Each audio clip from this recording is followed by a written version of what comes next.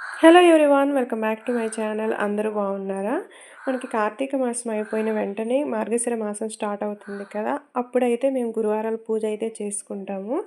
ముందు రోజైతే ఇల్లంతా కూడా క్లీన్ చేసుకొని బియ్యం అలాగే పసుపు కొమ్ములు నానబెట్టి ఇలా పిండి చేసుకొని ముగ్గులు అయితే పెట్టుకొని నెక్స్ట్ డే అయితే మార్నింగ్ లేచి ఇలా ఇంట్లో అలాగే బయట కూడా దీపారాధన అయితే చేసుకుంటాము. దేవుడికి నైవేద్యంగా అయితే నేను పాయసం చేసి పెట్టాను. అలాగే ఇల్లంతా కూడా ఇలా ముగ్గులు పెట్టాను కదా. ముగ్గులు ఎలా ఉన్నాయో కామెంట్ చేయడం మర్చిపోకండి. మనం ఈ గురువారం ఏంటి అంటే బయట అలాగే దేవుడి దగ్గర ద్వారాల దగ్గర మా సైడ్ ఏంటి అంటే ఆవు పేడ పెట్టి అలా బంతి పూలు పెట్టి పూజ అయితే చేస్తూ ఉంటాము. ఇలా మొత్తానికి పూజ అయితే ఫస్ట్ గురువారం అలాగే సెకండ్ గురువారంది షూట్ చేసి ఒకే వీడియోలో అయితే పెడుతున్నాను.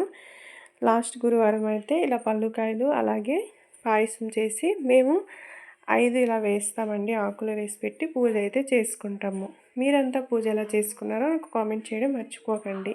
అలాగే లాగ్ కొంచెం లేట్ అయింది.